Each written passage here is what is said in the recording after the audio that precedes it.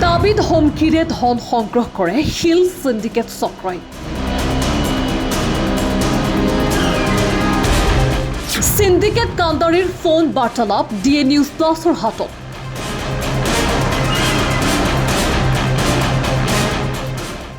এটাকৈ ইতিমধ্যে DA news প্লাছত ফাদিল হৈছে মানকাচৰৰ হিল সিন্ডিকেটৰ কলা অধ্যায়। প্রথমে শুনক এই টেলিফোনিক বার্তালাপ। তার মানে যে আমার কাছে তো কালকে কার্ড টিহা দেয় নাই না, ওটা কি কালা তোমার কার্ড স্লিপ নালে এক্সপোর্ট করা যায় না?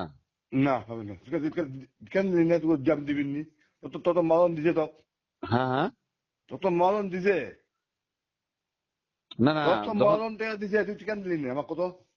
না আমি মাহাজন, আমি ড্রাইভার নয় তো, আমি গাড়িওয়ালা তো স্যার। গাড়ি তো বুলবুল গাড়ি নয় না? হ্যাঁ তাহলে লাগলো কাই দেয়, ঠিক আছে না? যখন লাইন বুলবুল দেয়নি গিয়ে? হ্যাঁ দিছে তাহলে কেন দিলেনি? মানকাচৰৰ হিল সিন্ডিকেটৰ অন্যতম কাণ্ডাৰী নাজিম হুছেইনৰ ভাইৰেল অডিঅ' বাৰ্তালাপ এয়া। লাইন করছে আমি দিছি, টেহা তো বুলবুল ভাই পাঠা দিছে। হ্যাঁ, তাহলে বুলবুল জানে না কারা করলে স্লিপ দেওয়ালে লাগবেন না, কারা যদি না করো, স্লিপ না দেয় পুনরায় দেওয়া লাগবো, জানে না? জানে তো। য'ত স্পষ্ট হৈছে কিদৰে শিল ব্যৱসায়ীৰ পৰা সিন্ডিকেট চক্ৰই সংগ্ৰহ কৰে ধন। এই টেলিফোনিক বাৰ্তালাপে উদঙাই দিছে বাংলাদেশলৈ শিল ৰপ্তানিৰ নামত মানকাচৰত কিদৰে গঢ়ি উঠিছে শিল সিন্ডিকেট। যখন স্লিপের মধ্যে 200 টাকা লেখা বলে না? না এই শোন, ও তো কথা নয়, তুই ধানে আসি কত নেই?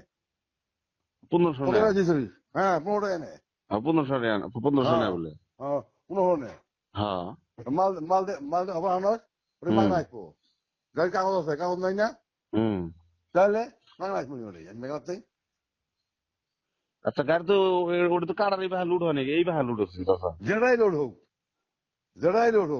এর যে কটা গাড়ি গেছে না, হ্যাঁ এক্সপোর্ট হবো না, ওই কটা গাড়ি না মিললে এক্সপোর্ট বন্ধ করে দিব। ৱেট ব্ৰিজত জোখ নকৰাকৈ দিব লাগে ধন। ধানুৱা ৱেট ব্ৰিজত নহয় শিল ভৰ্তি ট্ৰাকৰ ওজন। পূৰ্বৰ প্ৰতিবেদনত ইতিমধ্যে সবিস্তাৰে প্ৰকাশ পাইছে কিদৰে বৃহৎ অনিয়মেৰে বাংলাদেশলৈ শিল বোল্ডাৰ ৰপ্তানিৰ নামত গঢ়ি উঠিছে সিন্ডিকেট। ট্ৰেন্সশ্বিপমেণ্ট পাৰ্মিটৰ নামত 7,500 টকা, অভাৰলোডৰ নামত 5,200 টকা আৰু কোনো নথি পত্ৰ নথকা ট্ৰাকে সিন্ডিকেট চক্ৰক আদায় দিব লাগে অতিৰিক্ত 3,100 টকা।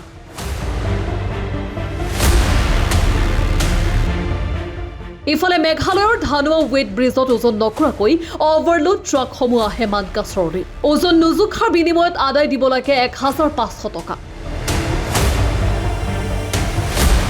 এইদৰেই প্ৰতিখন শিল ভৰ্তি ট্ৰাকৰ পৰা কমেও 15,000 টকা সংগ্ৰহ কৰে নাজিম হুছেইন বাহিনীয়ে।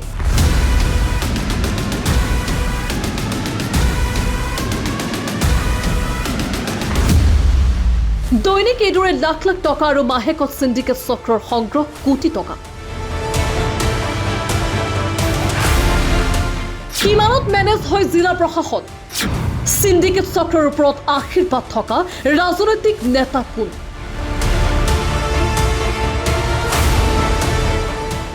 চৰকাৰক কোটি কোটি টকাৰ ৰাজহ ফাঁকি দি মানকাচৰত গঢ়ি উঠা এই শিল সিন্ডিকেট দেখি শুনিও নীৰৱ জিলা প্ৰশাসন।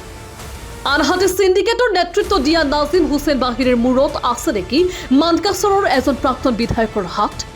দিছপুৰৰ সৈতে হলিগুলি থকাৰ সুবাদতে এজন নেতাই ৰক্ষণাবেক্ষণ দিছে নেকি মানকাচৰৰ শিল সিন্ডিকেটক? চাহাপুৰ সীমান্তইদি বাংলাদেশলৈ শিল ৰপ্তানিৰ নামত গঢ়ি উঠা বৃহৎ সিন্ডিকেটৰ কলা অধ্যায় এটাকৈ ফাদিল হ'ব ডিএ নিউজ প্লাছত। হাটশিঙিমাৰীৰ পৰা শ্বহীদুৰ ৰহমান মণ্ডলৰ সহযোগত bureau' report DA news plus.